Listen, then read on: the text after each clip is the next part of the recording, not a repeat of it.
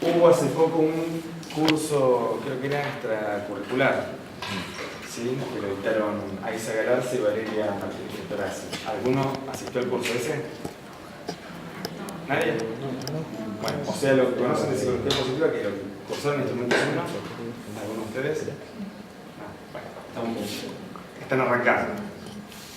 Bueno, yo les cuento un poco entonces cómo armé la presentación y cuál es la idea para trabajar hoy. Yo soy docente e investigador en la facultad, estoy en el grupo de investigación en evaluación psicológica, el GIEPSI, y dentro de los proyectos que están radicados en ese grupo, algunas de las líneas de trabajo tienen que ver con el marco de la psicología positiva, ¿sí? Y yo particularmente estoy haciendo la tesis doctoral que me dictora la doctora Claudia Castañeras, y también estamos trabajando particularmente en una intervención específica, ¿sí? Que parte de los postulados teóricos con los que trabajamos los tomamos del modelo de la psicología positiva. Así que la idea es hacer como una breve introducción de qué es esto de la psicología positiva para después contarles básicamente cómo esto se puede bajar a una intervención. Bueno, cuando hablamos de la psicología positiva, inevitablemente tenemos que hablar de uno de los que, a criterio de muchos de los que trabajan en un tema, es como el pionero y el fundador, que es Martin Seligman. ¿Ustedes escucharon hablar de este personaje? ¿De dónde les suena? ¿Qué escucharon? ¿Qué conocen? Estudió el optimismo y el pesimismo, y cómo estudiantes en la escuela se volvían pesimistas porque les iba mal, y después cómo se los podía hacer optimistas de vuelta. Bien. Eso antes. Él fue un pionero, o sea, ahí me pareció importante meterles una foto para que conozcan de quiénes hablamos. Es un psicólogo contemporáneo, ¿sí? Está trabajando ahora en Estados Unidos. Y Martin Seligman fue bastante famoso dentro de lo que es el campo de la psicología porque trabajó un concepto que tuvo bastante trascendencia, que fue la indefensión aprendida. ¿Sí? Por ahí muchos de ustedes en alguna de las primeras materias de la facultad han leído o escuchado algo. Bueno, es el mismo Martin Seligman. Él fue presidente de la Asociación Psicológica Americana, o sea, de la APA, en el 98, y como que fue un hito fundamental para la psicología positiva, que en el discurso inaugural él hace referencia, no señala, bueno, cuáles eran los motivos por los cuales la psicología tenía como principios básicos cuando surge, ¿sí? Esta disciplina.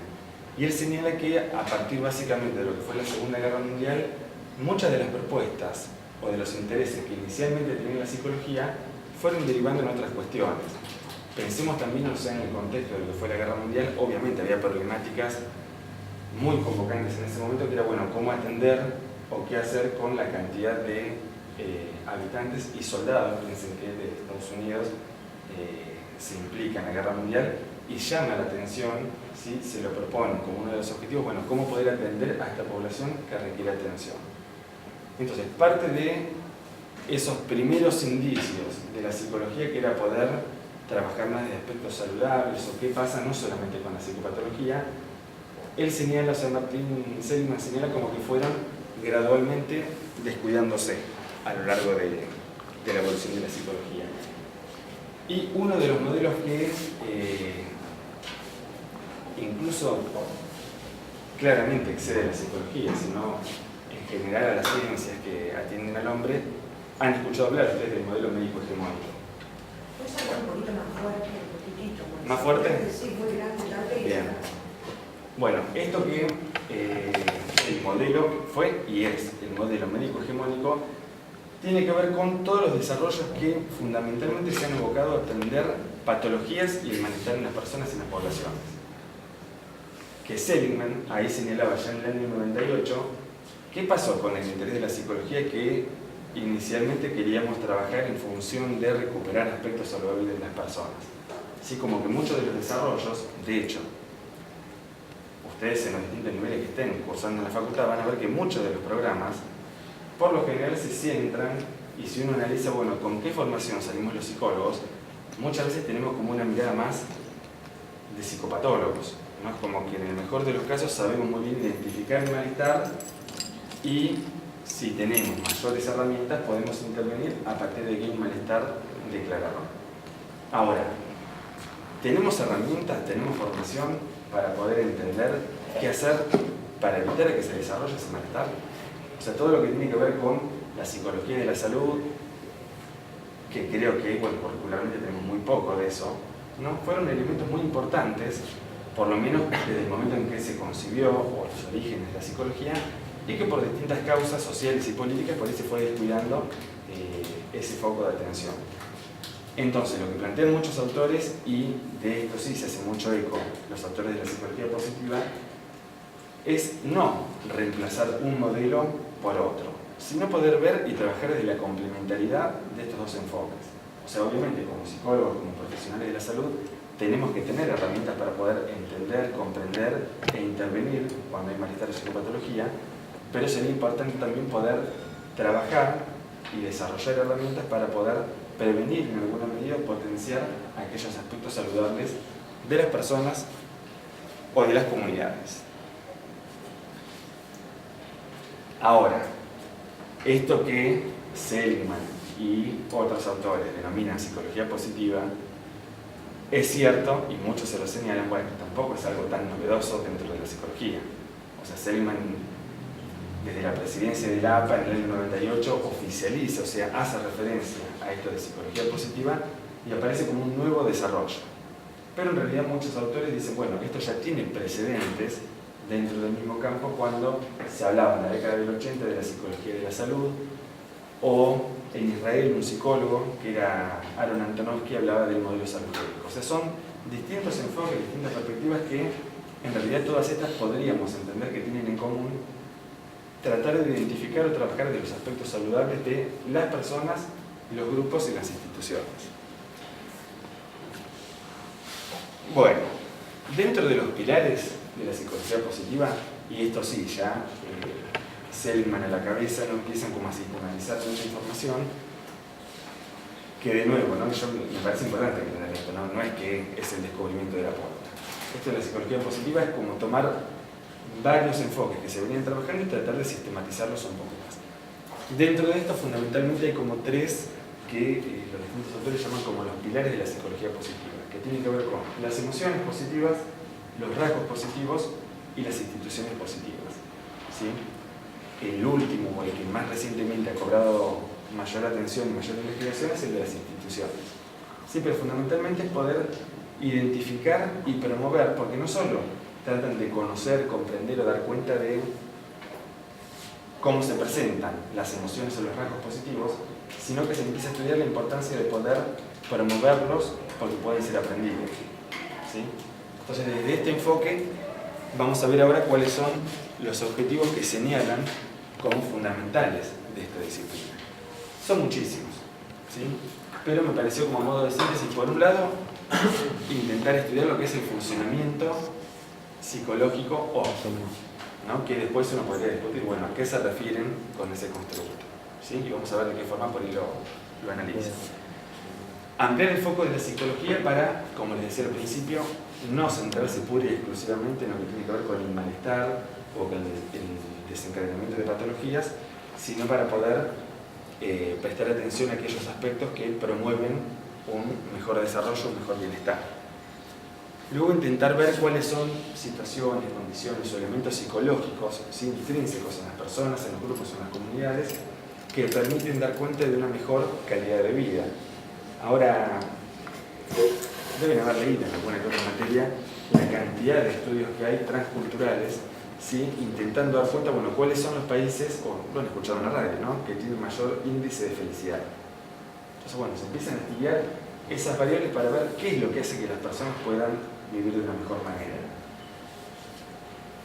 Abordajes hasta la década del 70 y 80 podrían dar cuenta que variables, indicadores objetivos para dar cuenta de la felicidad quizás tenían que ver con variables más cuantitativas, ¿sí? O variables más objetivas desde el punto de vista, bueno, cuál es el nivel de ingreso de una población. Después empezaron a darse cuenta con distintos estudios que en realidad eso sí era un elemento. Obviamente una persona sin comida, sin techo, sin educación difícilmente puede alcanzar buenos niveles de desarrollo, ¿sí? Psicológico. Pero se dan cuenta que esos indicadores eran variables que no eran pura y exclusivamente centrales a la hora de estudiar el bienestar de estas personas. Hay estudios interesantes donde, por ejemplo, personas que han pasado con situaciones favorables en algún punto, ¿no? Que se hayan ganado la lotería, la quiniela o algún premio así significativo desde el punto de vista económico, se encuentra que inmediatamente después de eso como que aparece un aumento, ¿no? En lo que tiene que ver esto, la satisfacción con respecto al bienestar, a la felicidad de esas personas, pero que al cabo de un tiempo vuelve, ¿sí? O sea, se retorna a la medida basal de ese mismo sujeto. O sea, que son circunstancias que no es que modifican, ¿sí? Completamente la concepción, la autopercepción de uno mismo con respecto, por ejemplo, a la felicidad, sino que sí son indicadores que generan un cambio, pero que en realidad eso está sostenido por otros recursos o factores que son más intrínsecos, que son los que tratan de indagar estos autores. Y, a mi criterio, uno de los puntos más importantes dentro de lo que intenta hacer este enfoque es que tratan de avanzar desde el punto de vista empírico. O sea, más allá de todo esto que, como les decía recién, no es novedoso, o sea, ya en los 70, en los 80 se empezaron a hablar de todas estas cuestiones desde la psicología, lo que se propone en la psicología positiva es intentar avanzar desde el punto de vista de llevar adelante investigaciones empíricas que puedan justificar o dar cuenta de todo esto que se viene sosteniendo. Entonces, no tanto desde modelos teóricos, ¿sí? Que es lo que más le señala en este enfoque, que en algún punto es medio pobre teóricamente, de cómo se sustenta, sino sí de los desarrollos empíricos y las investigaciones que tratan de llevar adelante. Esto por ahí un poco largo, pero me parece importante leerlo porque hay muchos intentos de definirlo, pero me pareció la definición una de las más completas. ¿Qué es la psicología positiva? Es el estudio científico de las posibilidades de un desarrollo humano óptimo. Y estos autores lo plantean en dos niveles. Por un lado, a nivel metapsicológico, ¿sí? Se propone reorientar y reestructurar teóricamente el desequilibrio existente entre las investigaciones y prácticas psicológicas, dando mayor importancia al estudio de los aspectos positivos de las experiencias vitales de los seres humanos, integrándolos con lo que son causa del sufrimiento y dolor. ¿Sí? Pero por el otro lado completan esta definición desde un nivel de análisis más pragmático, que se ocupa de los medios, procesos y mecanismos que hacen posible lograr una mayor calidad de vida y realización personal. O sea, no solo tratar de comprender, ¿sí? Teorizando, bueno, qué es lo que pasa, cómo se dan estos procesos que nos ayudan a vivir mejor, ¿sí? Sino tratar de estudiar de qué manera se puede promover o favorecer esto en los distintos grupos.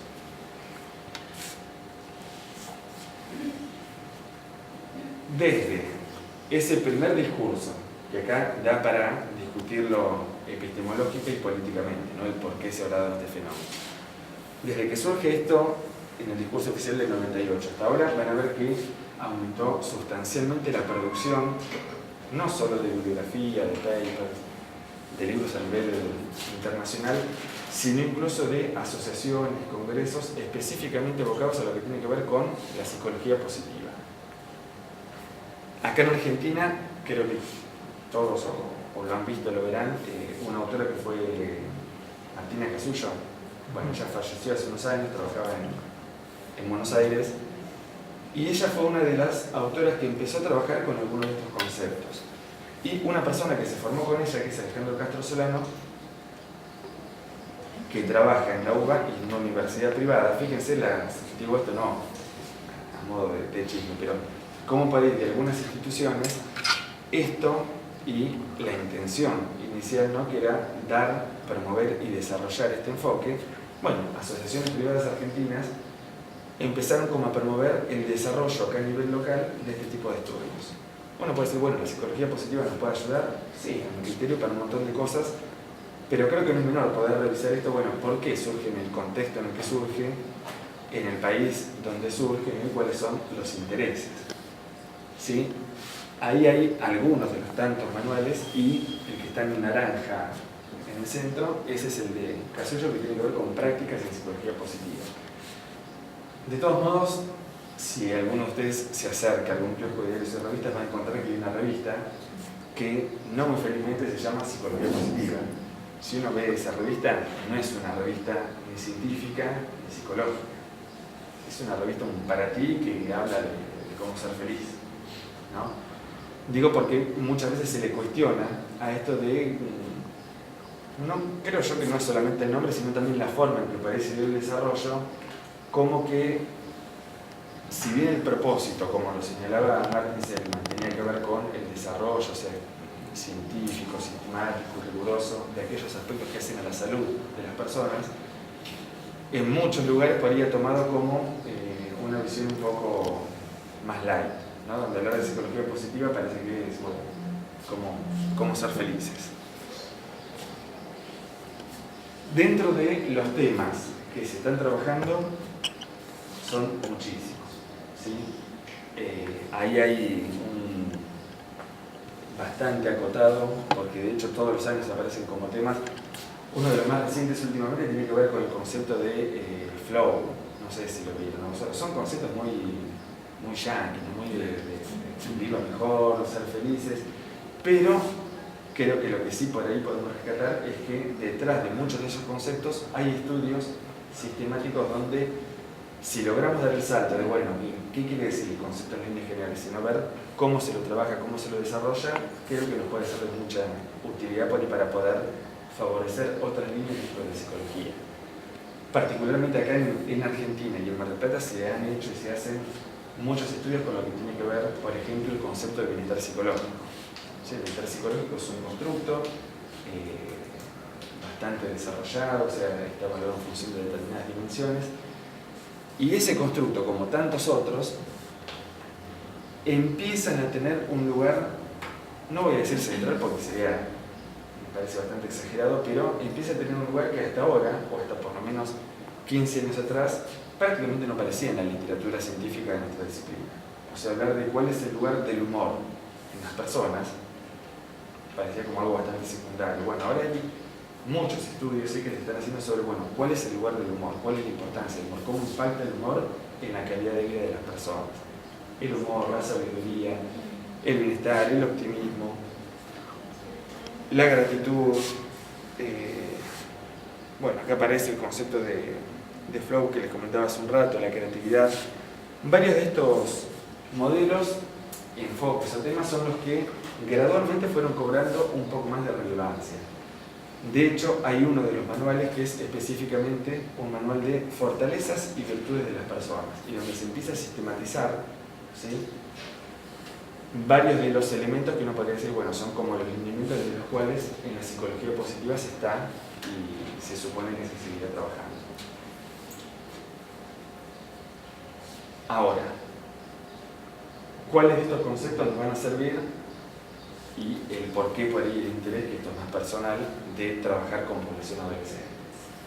Cuando uno revisa, ¿sí?, muchos de los materiales que incluso con muchos de esos nos hemos y creo que nos seguiremos formando durante mucho tiempo, muchos de estos materiales que abordan la adolescencia están en algún punto como impregnados de los viejos enfoques que recién les decía que por ahí tienen que ver más con esto del modelo médico hegemónico, ¿no? O sea, ver la adolescencia como una etapa fundamentalmente, ¿no?, como una especie de patología vital por la que todos tenemos que pasar, ¿sí?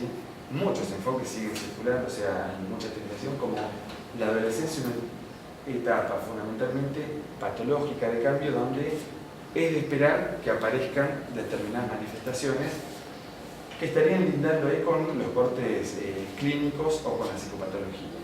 Ahora, hay muchísimos otros desarrollos que, no desconociendo por ahí esas lecturas, pero sí centrándose en que la adolescencia claramente es una etapa de cambio, es un ciclo, un momento vital donde aparecen algunos elementos constitutivos, ¿no?, de las personas que tienen que ver más que nada con poder establecer y definir un guión personal, donde aparece el concepto de autonomía, la identidad personal, la identidad sexual, y que si bien eso sí implica una serie de movimientos, no necesariamente, y yo creo que esto es importante desde el punto de vista de la disciplina nuestra, o sea, uno como psicólogo, no patologizar etapas vitales. O sea, sí, la adolescencia es una etapa de cambio, la tenemos que conocer, tenemos que ver cómo intervenir, pero no quedarnos pegados a que como etapa vital necesariamente ahí hay o se tienen que producir psicopatologías. Creo que eso lo podemos relacionar con esto del enfoque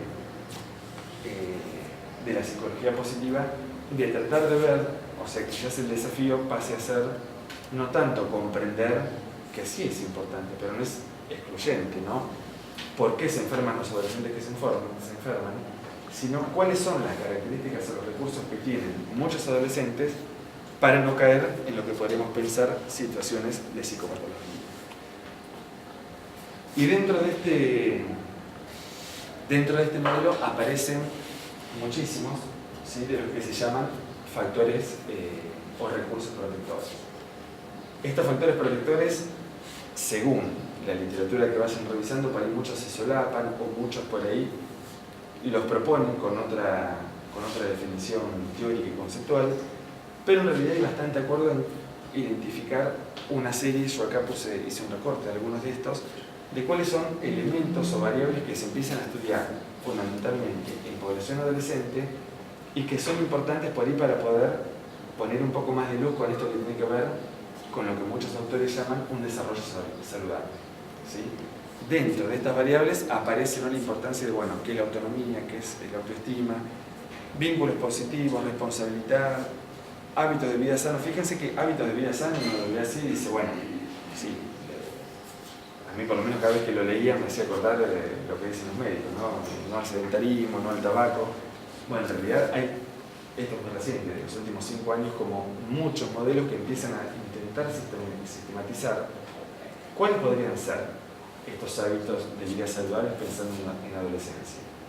¿Sí? Aparecen una serie de elementos con sus desarrollos, ¿sí?, y con sus estudios empíricos que empiezan a intentar ordenar, bueno, de qué se trata esto y en qué medida impactan objetivamente en el desarrollo de estos adolescentes. Por supuesto, bueno, pensar en un desarrollo adolescente sin hablar del concepto de comunicación o del lugar que puede ocupar la familia o los otros, ¿sí?, nos quedarían elementos importantes sin trabajar. Y si uno piensa en la importancia, ¿no?, que pueden llegar a tener estos elementos, podemos pensar que espacios de fundamental relevancia para poder abordarlos y trabajarlos tienen que ver con el ámbito escolar y la familia, ¿no? Por lo general, a lo largo de las diferentes culturas, todos los chicos hay algo que da cuenta de un contexto familiar, y la institución escuela, digamos, que está presente más allá de las distintas sociedades. Entonces, muchos de estos elementos, incluso si uno piensa en la trascendencia, ¿no?, porque acá quizá lo estoy comprimiendo demasiado, yo estoy poniendo el foco en población adolescente, pero en realidad desde la propuesta de lo que era la psicología positiva, en realidad estos modelos trascienden por ahí a la importancia de trabajar con un sujeto en particular. Y la idea por ahí es, más allá de los grupos etarios, ¿sí?, cómo se puede hacer para poder favorecer o promover este tipo de desarrollo para que se lo puedan apropiar determinadas culturas. Mucho de esto se empezó a aplicar acá en Argentina poco, pero empieza por lo menos a utilizarse incluso en el ámbito laboral. ¿Sí? ¿Cómo hacer para que en el ámbito laboral los mismos trabajadores puedan empezar a apropiarse de algunos de estos, no sé si los trabajadores apropiarse, los psicólogos empezar a visualizar cómo poder potenciar estos recursos en los mismos trabajadores? Pero de nuevo, ¿no?, lo complejo esto desde lo que se escribe o para quién se escribe y cómo esto después se termina implementando o impactando en las distintas comunidades. Bueno, cuando yo hace un rato les decía que parte de mi interés, ¿no?, era trabajar en la adolescencia, bueno, se juegan ahí cuestiones personales, pero que tienen que ver también con poder enmarcarlo en cuál es la situación que particularmente acá, si uno piensa en Argentina o a nivel latinoamericano, qué es lo que se sabe, qué es lo que hay en relación a la adolescencia. En líneas generales, creo que medianamente todos conocemos la dificultad que por ahí tenemos en nuestra región de contar con datos sistemáticos en líneas generales, ¿no? Y si uno piensa particularmente en el caso de la adolescencia, estamos bastante pobres de datos. O sea, cuando uno dice, bueno, ¿qué le pasa a los adolescentes? Es como que más o menos tocamos de oído, ¿no? O hay bibliografía para importante, pero, como suele suceder, mucha de esta bibliografía no siempre se produce en los espacios locales o regionales donde uno habita. O sea, muchas veces tenemos que acudir a desarrollos teóricos de otros contextos, ¿sí? Por eso, cuando uno quiere conocer, bueno, qué pasa en la adolescencia, quizás nos resulta un poco más accesible llegar o acceder a la bibliografía de España o de Estados Unidos, porque hay un poco más de producción científica en estos temas. Sin desmerecer, ¿no?, lo que hay en Argentina o en Latinoamérica, que se está avanzando gradualmente, pero digamos que, y uno lo puede pensar desde varias cuestiones, ¿sí?, presupuestarias, políticas, que es más costoso poder hacer estudios. Cuando uno dice, bueno, tasas de prevalencia para conocer efectivamente, bueno, qué le pasa a los adolescentes de nuestro país, estudios serios hay pocos, y cuando los encontramos no son necesariamente actualizados. Entonces, como que siempre está ese desfasaje, ¿no?, entre la población con la que uno quiere trabajar y la riqueza o la accesibilidad que podemos llegar a tener a esa información. Un dato no menor es que en toda la región, ¿sí?, tenemos, esto me refiero a Latinoamérica, tenemos un 30% de personas adolescentes. Que de nuevo, y en esto no hay acuerdos, cuando uno dice un adolescente, ¿en qué personas estamos pensando? Si tendremos que establecer un criterio etario. ¿De cuándo a cuándo sería la adolescencia? De los 11 a 21. 11 a 21, y puede cara de duda. ¿Hasta los 21 será la adolescencia? No sé. Depende de la persona. Bueno, fíjense, es bastante más claro, o hay mucho más acuerdo, el poder establecer cuál es el inicio de la adolescencia. ¿Sí? ¿Por qué? Porque el inicio de la adolescencia, por lo general, viene dado por cambios a nivel físico, psicológico y sociales. Muchos de esos cambios, ¿sí?, más que nada los cambios físicos, aparecen en una etapa que suele ser entre los 11, 12 y 13 años. Por lo tanto, el inicio de la adolescencia, cualquier bibliografía que revisen, va a estar bastante establecido ese momento. Ahora, ¿cuándo termina la adolescencia?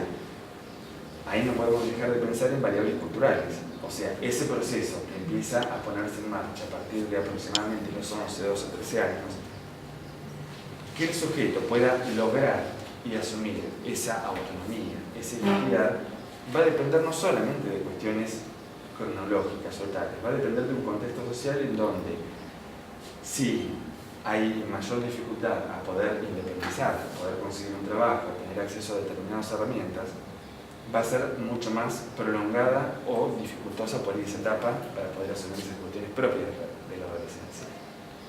Si bien es cierto que distintas leyes aparecen, ¿no?, comunidades que tratan de objetivar un momento de cambio, uno podría decir, como recién señalaban, bueno, hasta los 21. Sí, podría ser hasta los 21, porque uno a los 21 tiene una emancipación total. Pero en realidad, desde el punto de vista psicológico, se discute mucho, y hay algunos autores que plantean que la adolescencia llega hasta los 29 o 30 años.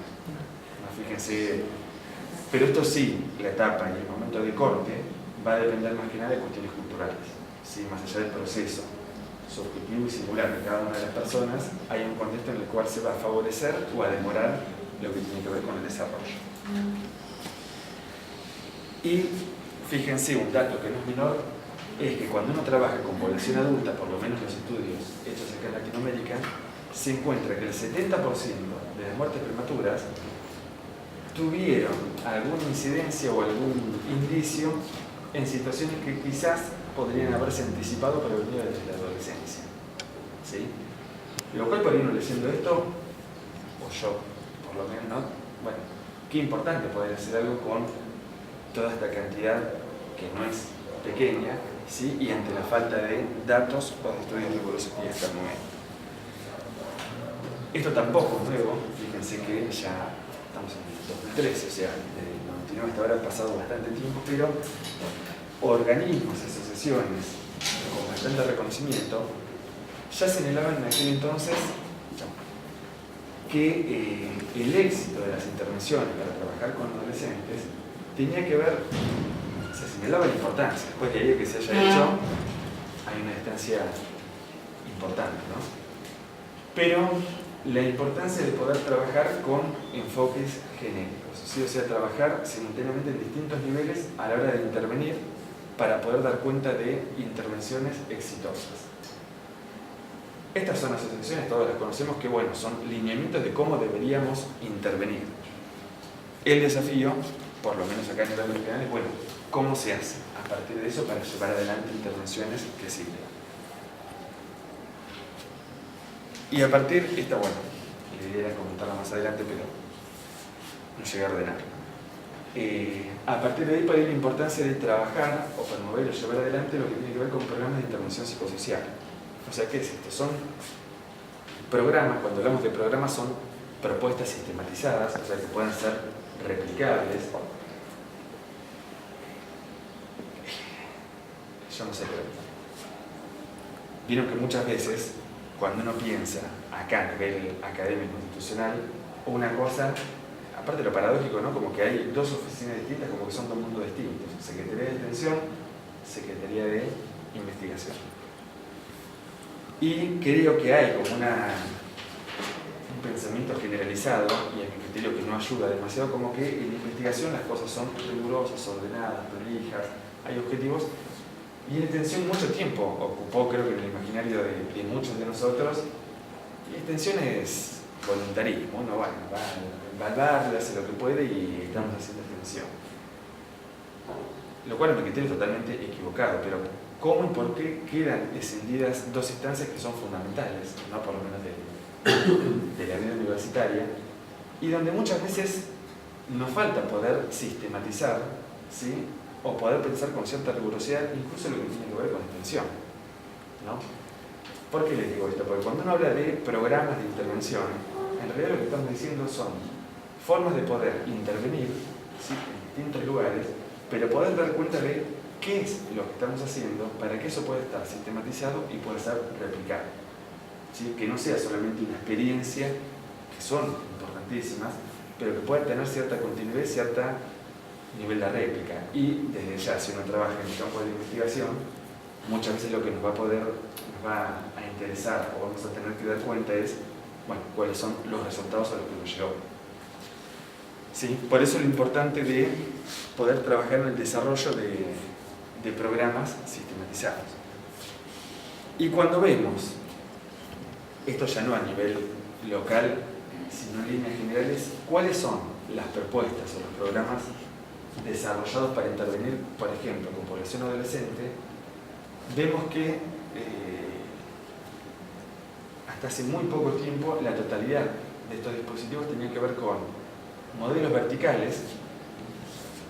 Yo por ahí acá hay varios más chicos, pero yo soy de Mar del Plata y me acuerdo cuando iba al secundario que una vez llegó un médico y una psicóloga y nos dijeron, bueno, tenemos que hablar de SIDA, ¿no? Como una problemática, y nos invitaron a todos, no solamente a las escuelas, sino a muchas escuelas de Mar del Plata, a el polideportivo.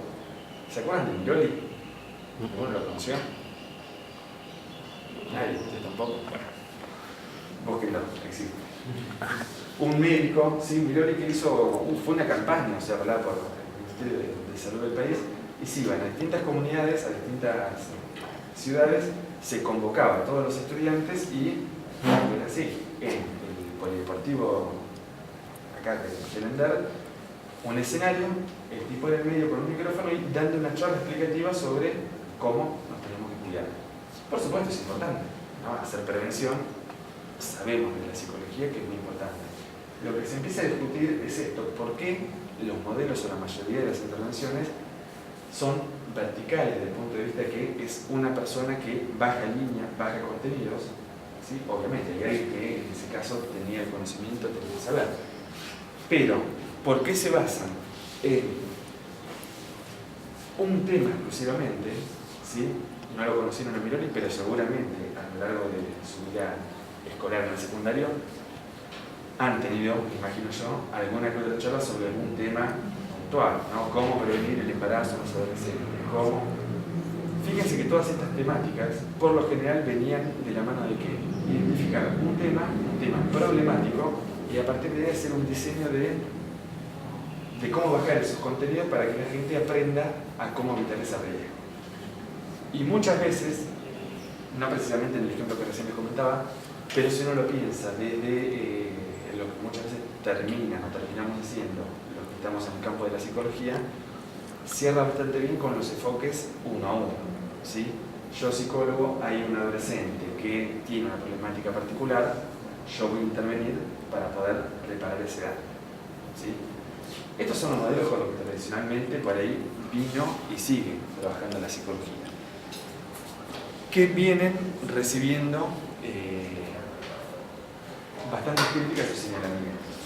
Y dentro de estos enfoques, si uno hace una revisión de la literatura con respecto a los temas, vamos a ver que fundamentalmente los temas más estudiados o las intervenciones más desarrolladas tienen que ver con prevenir, ¿sí? Y prevenir que, bueno, según las culturas donde estemos trabajando, sí la violencia en América Latina hay muchísimos desarrollos de, bueno, cómo prevenir lo que tiene que ver con el desarrollo de la adolescencia, en población adolescente, comportamiento antisocial, abuso de sustancias, bueno, clásico, ¿sí? De la prevención de sustancias, de la década del 60, y trabajos e intervenciones que se intentan hacer para poder reducir eso.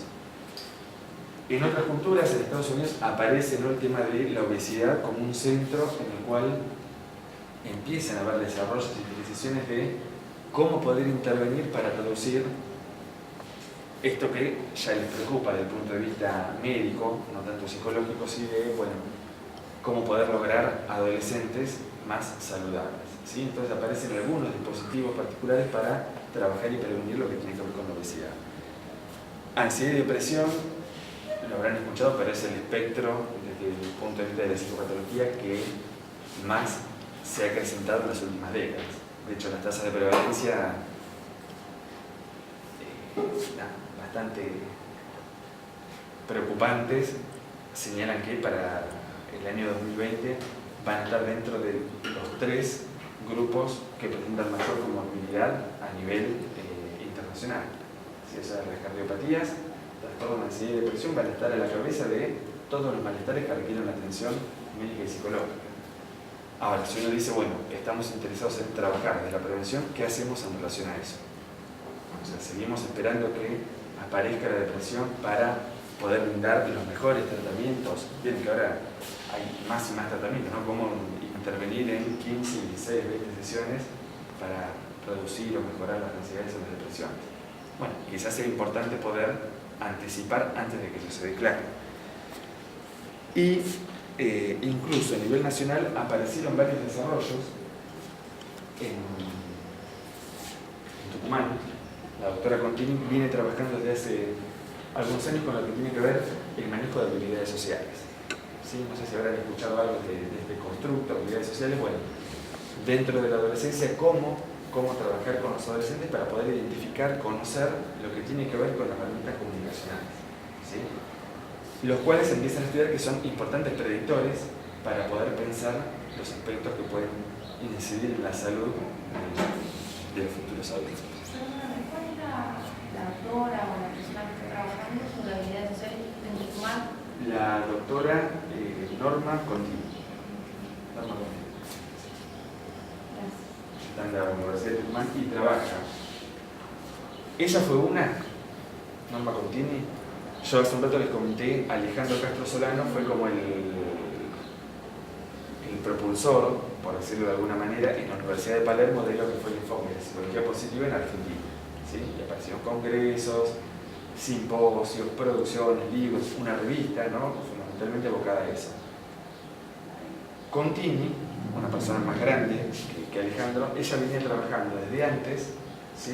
Hicieron muchos trabajos en conjunto con Casullo, no hablando o denominándolo psicología positiva, pero ya tenían trabajos donde daban cuenta de la importancia, de hecho ahora no me acuerdo el nombre exacto, pero era del malestar al bienestar. ¿Sí? O sea, y empezaban a señalar, bueno, la importancia, y trabajaban mucho con el modelo de Aaron Antonovsky, que comenté hace un rato del modelo salgénico, la importancia de poder complementar en la psicología estos enfoques que venían, ¿no?, como orientados fundamentalmente a la psicopatología. O sea, ella, yo no diría que fue una pionera de la psicología positiva, pero sí que venía trabajando en el mismo momento en que llega la psicología positiva a la Argentina, ella ya estaba trabajando en varios de estos temas. Acá, bueno, yo pensando que íbamos a tener 1 hora y media, lo comprimí, así que dejé un ABC de lo que está pasando ahora a nivel internacional, tanto en Europa, Latinoamérica y en Argentina, como algunos trabajos como para que vayan dimensionando, ¿no? qué es lo que se está haciendo. Ahí van a ver ese título, ¿no? Pero se pueden buscar en estos papers o se los paso.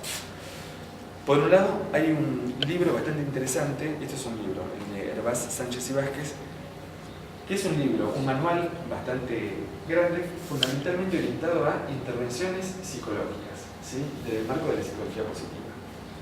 Ahí van a ver muchas intervenciones orientadas a población adolescente, hay un capítulo específico para adolescentes, donde lo que se trabaja ahí es, bueno, que este manual está editado en España, da cuenta de los últimos desarrollos y de cómo intervenir en función de este modelo que recién les venía señalando, ¿sí? O sea, ahí tienen varias intervenciones que tienen que ver con cómo abordar desde un enfoque más centrado en la salud distintas poblaciones. Y en Portugal, me gustó, es bastante reciente el desarrollo de un programa para intervenir positivamente con adolescentes, ¿sí? Este es un artículo, un paper, donde hay mucho, obviamente muchísimo más, pero me parecieron como los dos más significativos. El primero porque es un manual, o sea, un libro completo específicamente en todo eso, y el otro, bueno, porque está a los fines de lo que yo les voy a contar, que tiene que ver con intervenciones en adolescentes, ¿sí? Y es bastante contemporáneo. Bueno, lo de Latinoamérica lo suprimí porque pensé que no íbamos a llegar, pero básicamente en Perú, en México, hay muchos trabajos que tienen que ver con esto, ¿no? Con cómo poder desarrollar intervenciones específicas para trabajar con adolescentes. Si a alguno le interesa, después le paso los datos. Y dentro de Argentina, acá aparece. Por un lado, señalé 3 estudios nada más, uno de Castro Solano, por esto que les decía recién, él fue como el pionero de este enfoque acá en Buenos Aires, no en Argentina. Acá está el nombre, Pensar la adolescencia hoy de la psicopatología y el bienestar psicológico. Ese es un libro, ¿sí? Editado por Paylós, que la autora es esta Norma Contini, que no es solamente, o sea, aparece todo un capítulo dentro del libro que da cuenta de este enfoque, lo que les venía comentando recién, la importancia de poder trabajar de la prevención o la promoción de la salud, y luego hay un estudio empírico en el cual estudiaron a muchos adolescentes en Tucumán y me pareció interesante. Ella trabaja, se ocupa bastante de lo que tiene que ver con comunidades más vulnerables, y lo que ha hecho es poder trabajar con adolescentes de distintos niveles socioeconómicos. Entonces poder identificar, bueno, cuáles son los recursos o las herramientas que presentaban unos y otros adolescentes. Y este último que señalé acá me gustó porque es lo que hace un rato yo por ahí les decía que está como un poco viciado el criterio, esto de que muchas veces, bueno, la extensión es una cosa y la investigación es otra cosa. Este es un estudio muy serio donde dan cuenta de la experiencia actual, que uno podría pensarlo de un modelo de tradicionales proyectos de extensión, pero que está sistematizado qué fue lo que se hizo, cuáles fueron los resultados que alcanzaron, y de hecho que se intenta replicar este modelo de intervención, que fíjense, no es menor, que lo hicieron en una de las villas por ahí más importantes de Buenos Aires, ¿no? Por ahí también para ver no la investigación pura en sí, sino ver la investigación pudiéndola aplicar a comunidades que indudablemente lo necesitan. Ahora, para poder pensar cómo intervenir con adolescentes y con todo esto que les venía comentando recién, todos saben, bueno, en Argentina es obligatoria la escolaridad, ¿sí? Por lo tanto, si uno quiere trabajar con adolescentes, quizás una buena vía de accesibilidad para poder trabajar con toda esa población puede ser el tema de trabajar conjuntamente con la escuela. Más que nada porque a partir de la Ley de Educación Nacional se señala, si bien vamos a ver que con distintos matices en las distintas provincias y en las distintas instituciones públicas del país, aparece la importancia de poder trabajar no solamente del desarrollo integral de los adolescentes, ¿sí? Se señala en la letra de la ley, sino también la posibilidad de implementar espacios curriculares o extracurriculares que den cuenta de la atención o la promoción de estas cuestiones. Entonces, si uno piensa, bueno, queremos trabajar con adolescentes, es importante poder promover salud, y sabemos que los adolescentes están escolarizados, creo que no hace falta mucho tiempo para pensar que estaría bueno poder trabajar de la mano de las escuelas, ¿sí? El desafío sería ver cómo simplemente qué es lo que tenemos distinto para ofrecer para trabajar en esas situaciones. Y así un poco es como surge esto que les voy a contar ahora, en esta segunda parte, que tiene que ver con una propuesta de intervención para trabajar con adolescentes que estén escolarizados. Básicamente, ¿dónde surge? Bueno, esto que les comentaba, ¿no? Por un lado, de estudiar y conocer un poco distintas teorías, distintos enfoques, distintos modelos para poder desarrollar una intervención. Teniendo en cuenta, bueno, que lamentablemente no tenemos gran cantidad de datos sistemáticos, ¿sí? Ni gran cantidad de propuestas, cosa que uno podría decir, bueno, ¿para qué estudiar esto si en realidad ya está desarrollado? Nosotros desde el grupo de investigación, el GEPSI, yo en su momento había hecho el recorrido de becario de investigación y me acuerdo que uno de los primeros temas con los que trabajé antes de llegar a esto, que fue como el marco para hacer el proyecto de tesis doctoral, tuvo que ver con, ya venía atento a esto que tenía que ver con la adolescencia, ¿qué es lo que le pasa? ¿Cuáles son las características de los adolescentes de nuestra ciudad? O sea, digamos que esto es una etapa fundamental. Si alguien quiere hacer cualquier tipo de propuesta de intervención, lo primero que tenemos que hacer es conocer de qué se trata ese fenómeno. Cuando yo les comentaba hace un rato, bueno, a la hora de sentarme a buscar y estudiar cómo son los adolescentes de nuestra ciudad, lo que encontraba es cómo son los adolescentes de Madrid, de Barcelona, de Buenos Aires, pero bueno, digamos que uno puede asumir que podría llegar a haber ciertas diferencias. Y en ese momento lo que hicimos fue un estudio empírico, fue un proyecto de un año, o sea, no fue tan complejo como me hubiera gustado poder hacerlo, pero logramos ir a distintas instituciones educativas públicas de la ciudad y contactarnos con 800 adolescentes a partir de los cuales se le hicieron una serie de preguntas, se administraron unos cuestionarios y a partir de ahí teníamos información para poder empezar a identificar de forma muy directa, bueno, qué piensan, qué sienten y qué hacen los adolescentes de nuestra ciudad. ¿Sí? Intentamos que sea lo más representativa posible esa muestra, o sea, no trabajamos con escuelas, si todas eran públicas, por una cuestión de, a la hora de priorizar con quiénes trabajar, me parecía más importante, bueno, priorizar estudiantes de escuelas públicas que de privadas. Pero dentro de las públicas, bueno, se trabajó con escuelas del centro de la ciudad, con escuelas de comunidades más vulnerables, para intentar tener un mapeo y un acercamiento a esta población. Y a partir de ahí, bueno, vino la propuesta, en su momento ese fue un trabajo en sí, pero eso lo tomé, ¿no? Esto fue lo que tomé para poder desarrollar lo que ahora estoy terminando prácticamente, un proyecto de tesis doctoral. La tesis doctoral básicamente lo organicé en función de tres objetivos, ¿sí? Por un lado tenía que ver con el diseño de una propuesta de intervención. O sea, por todo esto que les comenté, no es que abundaban propuestas para trabajar con adolescentes. Entonces, había que armar una propuesta genuina que sea aplicable para adolescentes de la ciudad, pero no solo alcanzaba con el diseño. O sea, yo a los fines de la investigación que estaba realizando, lo que quería era poder aplicarla para, una vez aplicada esa intervención, poder dar cuenta de la eficacia que tenía. ¿Sí? O sea, esto que les decía al principio, poder brindar una propuesta de intervención que luego, según los resultados que alcancemos, pueda ser replicable en distintas comunidades. Y para poder hacer esto, era fundamental no solamente poder hacer evaluaciones, ¿sí? Para ver cuánto impactó esto en estos adolescentes, sino hacer evaluaciones de seguimiento, ¿sí? O sea, darle cierta continuidad para poder evaluar.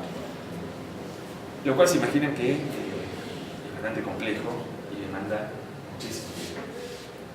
¿Cómo fue que armamos esta propuesta?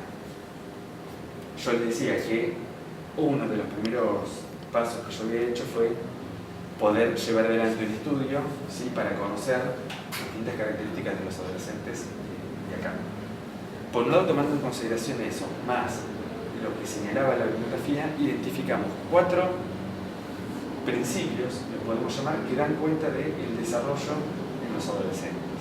O sea, fíjense que acá, y esto sí me parece importante, no es que estamos identificando aspectos psicopatológicos o cuestiones, son elementos que todas las personas incluso las tenemos en el día a día, pero que particularmente cobran una fundamentación fundamental importancia en la etapa de la adolescencia, porque según cómo se transiten o cómo se apropien de estos principios, uno podría pensar que esto sí va a tener un impacto en el futuro desarrollo de estas personas. Entonces, acá están señalados los 4 principios con los que trabajamos, que ahora se los voy a contar un poco. El principio número 1, ¿sí?, de cómo estuvo organizada la propuesta, tenía que ver con el afrontamiento. ¿Leyeron o saben algo de lo que es el afrontamiento? Si alguno leyó, levante la mano, si visualizo por dónde. ¿Nunca escucharon ese concepto? Sí, ustedes sí, lo leyeron. ¿Qué es el afrontamiento? Hay, como de todo lo que estamos hablando, siempre alguien ya lo dijo antes, no hay muchas teorías que, si uno quiere, tenemos libros enteros sobre definiciones, constructos, formas de evaluarlo. El afrontamiento básicamente da cuenta de qué es lo que hacemos o qué es lo que nos pasa cuando nos encontramos con situaciones novedosas o de cambio. ¿Sí? En todo momento de nuestra vida, pero particularmente en la adolescencia, por esto que decíamos hace un rato, ¿no?, como etapa designada por los cambios, bueno, obviamente los adolescentes se van a encontrar con situaciones que son novedosas y que van a implicar un tipo de respuesta de parte de ellos. Ahora, cómo se posicionen ellos ante esas situaciones novedosas va a implicar y va a impactar en relación a las respuestas que puedan encontrar. ¿Sí? Por eso, dentro de los modelos que abordan el afrontamiento, el foco no está puesto en la situación objetiva que hay que afrontar. O sea, no importa tanto si lo que hay que afrontar es que tengo que rendir un examen, que me dejó mi novia o que no sé qué estudiar, sino que el centro va a estar puesto en cuáles son los recursos que yo tengo para poder posicionarme ante esa situación y cuál es la vivencia que yo tengo, si la puedo sortear o no la puedo sortear. ¿Sí?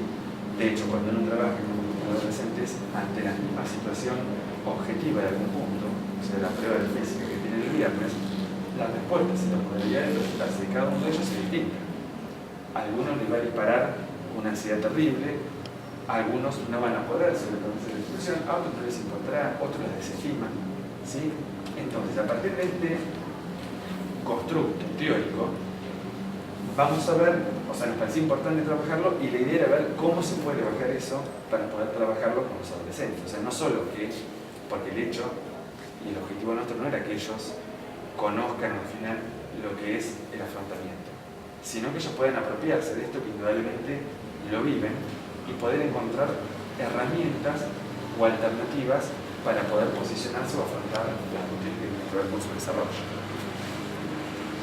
El segundo es que tiene que ver con lo denominamos regulación emocional. Regulación emocional, bueno, en general tiene que ver con las emociones. ¿Qué emociones conocen ustedes?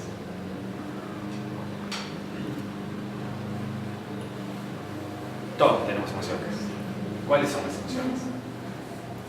Se pueden dividir en 2 tipos, positivas y negativas, y las negativas suelen ser más que las positivas.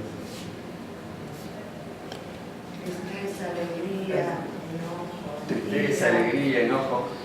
Miedo. De nuevo, no hay, fíjense que difícil, ¿no? Que estando acá hablando con ustedes, porque de todos los temas que hablamos, lamentablemente no, se trata de los fenómenos con los que vemos, no hay acuerdos unívocos.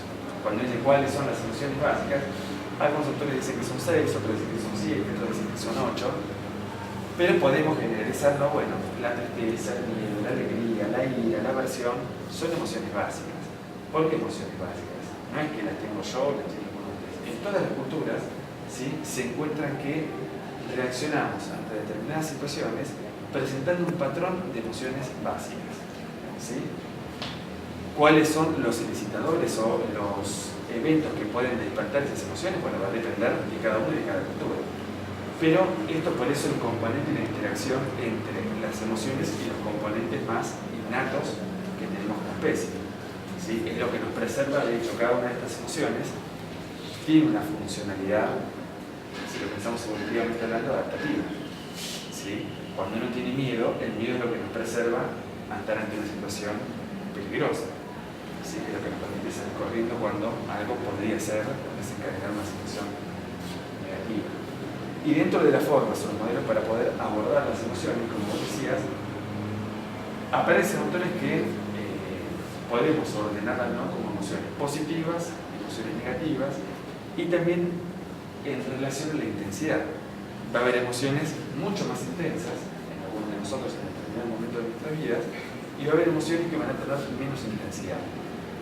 La idea nuestra, ¿cuál era? Como esto lo tenemos todos nosotros, y en la adolescencia es como despertar la movilización de muchas de estas emociones, nos parecía importante trabajar con los adolescentes para que puedan conocer y conocerse. O sea, desde el momento en que puedan identificar cuáles son las emociones que tienen en juego. ¿Por qué a veces comprender esto que tiene que ver, cuando veíamos emoción, hay está escrito regulación emocional? Sí, porque no es solamente identificar las emociones, sino cómo las regulan. ¿Por qué algunos adolescentes, y no tan adolescentes también, ¿no? Pero por qué a veces aparecen conductas más impulsivas? Sí, a veces hay tanta dificultad para poder controlar esa emocionalidad. Y digamos que esto, en la medida que pueda trabajarse, ¿sí? En este caso con los adolescentes, que ellos puedan apropiarse, conocer e identificar esas emociones, van a ser recursos que les van a permitir un posicionamiento distinto a la hora de compartir o realizar las actividades que habitualmente hacen. Muy buena la charla, ¿eh? Vamos. Claro, Si querés, 11:30 es. nos mudamos. Tenemos que cambiar de aula. Nos mudamos. Bueno.